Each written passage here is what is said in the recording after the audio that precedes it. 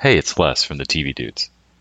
This week, I got to chat with Brian Huskey, star and writer on Mr. Neighbor's House and Mr. Neighbor's House 2, which was recently released. You may also know him as regular size Rudy from Bob's Burgers, or from one of his roles on New Girl, Another Period, A Futile and Stupid Gesture, The X-Files, People of Earth, Veep, and many more. We talk a bit about pushing the envelope on comedy, what it's like to have creative control over a comedy project, and much more. It's a great chat, and I hope you enjoy.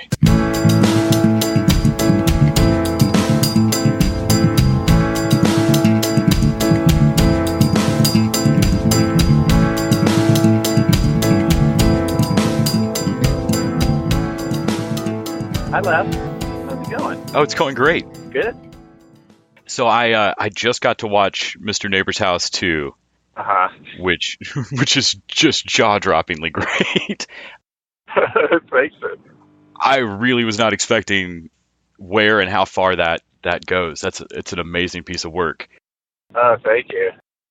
Can you talk a little bit about what went into writing that? I mean, it doesn't seem quite as simple as we're going to write a sketch or we're going to write a sitcom. Yeah. We're sort of jumping off from the first one. I don't know if they sent. Should ask people to send both of those. But the first one does stay more in the vein. It just stays in the world of Mr. Neighbor's House, like that TV show. But we discover that we have an unreliable narrator. Like in Mr. Neighbor, we don't know what reality is, if it's happening in his mind, if this show exists in what capacity and stuff. So we were just sort of, our departure point is like, we can always find funny stuff to put in wherever, but the hard part was kind of not making fun of what it would be to lose your mind, or what it would be to live inside, psychosis. So in writing it, we really kind of worked on what was the story, the backstory, and what would cause enough trauma for somebody to shut down and create these fantasy worlds for themselves. So, to answer your question, is like we spent a lot of time just hashing out like what the story was and what it was like to go inside his head. And then once we kind of figured that out, it's like, oh, okay, well, then we choose this kind of different TV genres we want to play with.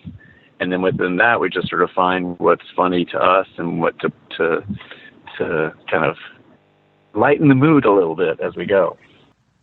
Oh, that makes sense, because what caught and compelled me through it was how kind of frighteningly tender the through line of self-discovery of what Mr. Neighbor's really figuring out here, and how not simply not just creepily, but very seriously and with high stakes it's treated. Yeah, we kind of had like the thing that I love about this, and I think gives us a lot of freedom and kind of latitude to go wherever, is just the series of trapdoors that you can kind of fall through or open up and find another sort of iteration of what reality is. We're just like, we can keep sort of blowing out whose reality this is, what the reality is. It's like an MC Escher show or something. And it just, in a way, it kind of makes it easy for us. We're like, oh, cool, we have this go-to. We're like, yeah, just make it another world. That being said, that we are geniuses, so it's not easy. We're just geniuses. Yeah, I feel like comedy like this kind of has to step forward on a shared language we're all kind of learning. Like, I feel like before things like Between Two Ferns or Too Many Cooks, I feel like slowly audiences get warmed up to how weird this might be able to get before you lose people. Right. What's kind of added up for you that went into making this when you sat down to write this? What do you mean by adding up? Like, I mean, as far as like influences or things that over the years you've gone, oh, I love that. Like, for instance, an unreliable narrator. I love that in fiction. It's one of my favorite moments in books is when I realize, oh crap, I can't trust the narrator here. yeah. I think it's just like in a weird way, and full disclosure, after we shot this, and I had the same feeling about it after the first one. I was like, oh, this is too dark. This is scary. People are gonna think I'm a weirdo, scary person or whatever. But then I'm just like, no, that my taste has always gravitated towards David Lynch, The Shining. I'm not like a horror fan, but I've always been fascinated by the fragility of the human mind, and how that can be expressed in different ways. You know what I mean? Like, basically it's an organ. If your organ's not working correctly, if it's your heart, you have a heart attack, or you have to take it easy or something. But if your brain doesn't work, it turns into physical and emotional action. And that has like resonating effects for everybody around you. So I think I've always just been fascinated by like insanity and how it's identifiable, but it's also scary to us. I like that. I think I like that. Like in The Shining, he has this ghost that takes over him, or he might be insane.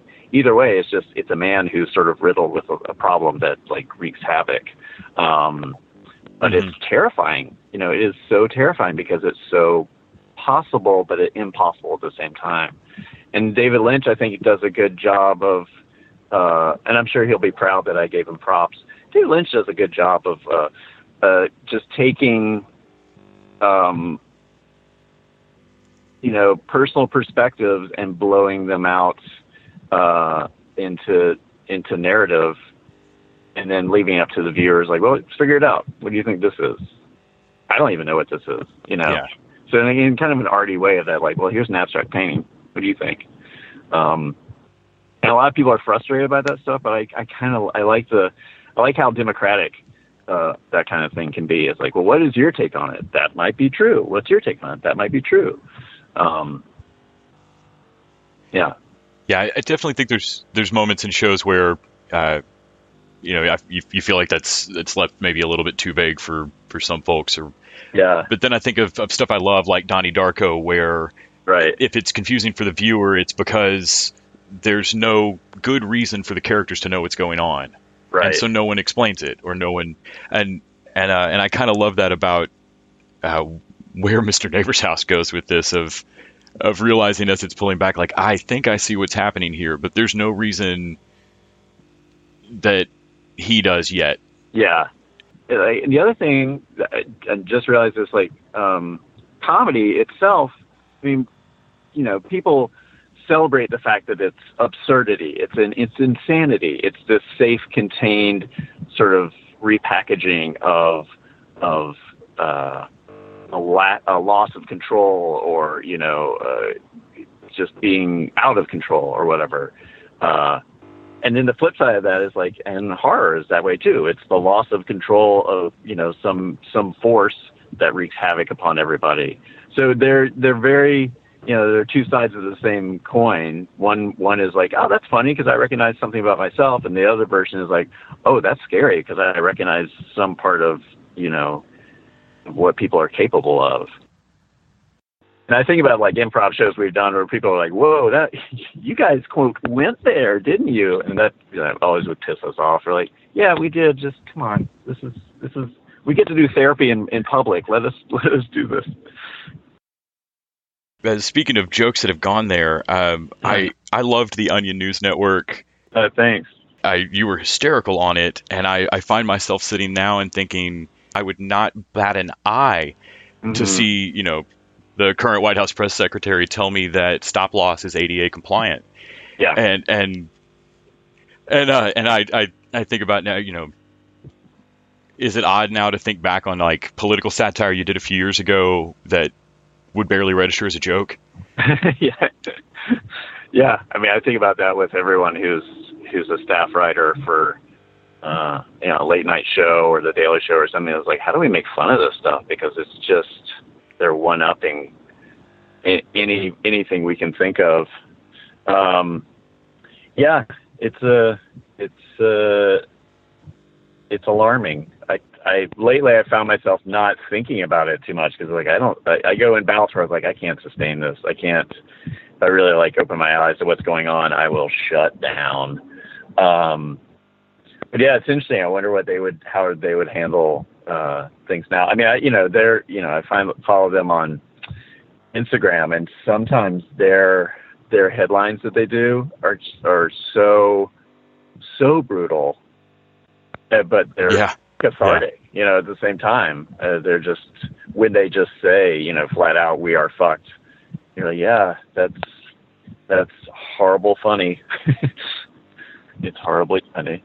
Having read them since college, they've just always been on that edge. It's just amazing. Yeah. You got your start in comedy at Upright Citizens? Yes. Is that right? Yes. Yeah, way back when they were first starting. I was like the second round of classes they ever did. You had first gone to New York for photography, is that right? Right. I moved there. I'm always interested in... Oh, go ahead. Okay. Oh, I just went to this place called the International Center of Photography, just to do a certificate program. And what pushed you over the edge of I'm going to sign up for a class. I'm going to go ahead and give improv a shot. I've always... Was it just watching Cordry do it, or? Well, yeah. I mean, Cordry, I credit him with being the person who got me into it. But I've always I have a framed speech I made in second grade about how I wanted to be a comedian when I grew up, and I wanted to do something in comedy, but didn't know how to. And I was kind of turned off by actors. Every time I would sort of encounter an acting class or kids who did drama class or whatever, I was like, no, I cannot hang with you people. So it was always there. And I think Cordry taking these improv classes and then seeing that an actor can also be funny, it just was sort of an education that I needed to have of here's some other entry points for you besides having to go to drama school or having to try to do stand-up or, those kind of things. And just taking improv was the thing that clicked for me. That was the thing of that is what I've been doing my whole life with my friends. And it was a revelation that I could do that as a means to find my voice in comedy. So yeah, it is the greatest discovery I've ever made in my life about myself and for my life. It's a big deal. You've managed to have some remarkable success doing something that I think everybody would call the hallmark of a great job. You've gotten to work with a lot of friends over years. Working with Rob Corddry still. Yeah. I think of how many roommates I had in college that I don't think I could be in a writing room with this year. Yeah. Yeah. Do you find yourself with a shorthand, or does it feel like a coming home or a more comfortable writer's room? As far as more experimental stuff like Mr. Neighbor's House? Yeah, it's writing. Jason and I have written a couple of movies together, and I kind of hate writing, but I also love it in that I get really obsessed when I do it, but I think that's also why I hate it. I feel like working on it, I get too into it and I can't let it go. And I don't know, I might be a pain in the ass to work with when we're writing, but we now have, like you said, we have a shorthand, and we have a shorthand to sort of get to whether something's funny or whether it isn't, and there's nothing personal. There's nothing sort of if you shoot down a bit, it's not sort of an indictment of our talent. It's just like, okay, well, if you don't like it.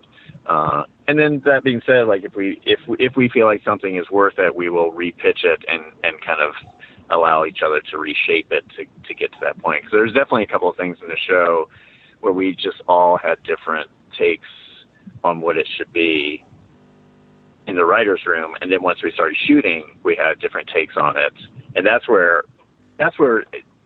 I feel most confident with these guys. Like, we're going to write something, and then when we start to shoot it, it will keep evolving, and I have implicit confidence in myself and them to kind of keep shaping it once we're on set and shooting the scene and stuff.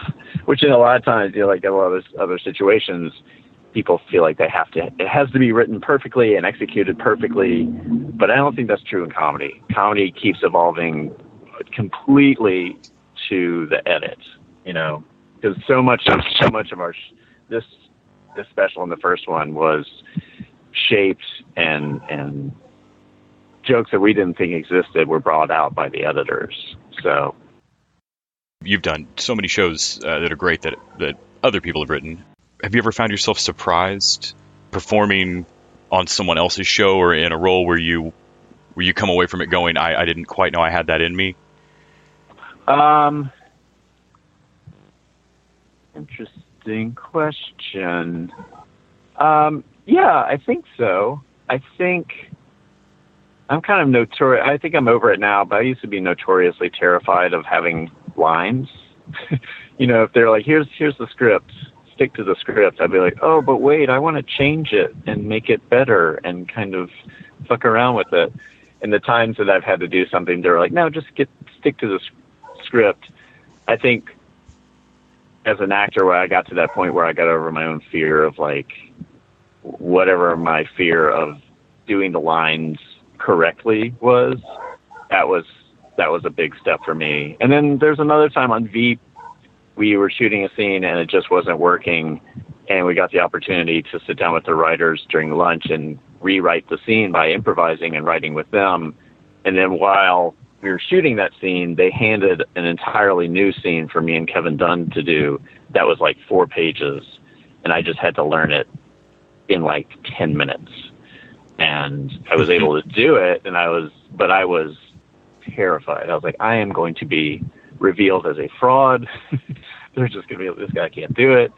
But I think, going back to it, it was just treat it as like, well, this is an improv scene that they've just started, and here's the roadmap, and they're trusting us enough to like, well, you can get the lines, and as we do it, we'll figure it out. So that was, that was just an example of just sort of like trusting what skills I do have, and knowing that they can be tested out in different situations all the time. Well, thank you again for taking out the time to chat with me. Oh, thanks, man. I appreciate it. I can't wait to see how this goes over and see what you do next. Yeah, thanks. It's been really fun the last few days figuring out which of your credits to bother friends of mine with. Of like, I'm talking to regular size Rudy. What? Fuck you. That's great. That makes me feel great. I am so happy that you like the special. Like, you're the first person I'd be like, okay, here's this thing we did. Are you going to be freaked out or not? And it just sounds like you and I should date, basically. Well, thank you again. Cool. Thanks, Les. Thanks for your time. Have a good day. You too. Thanks.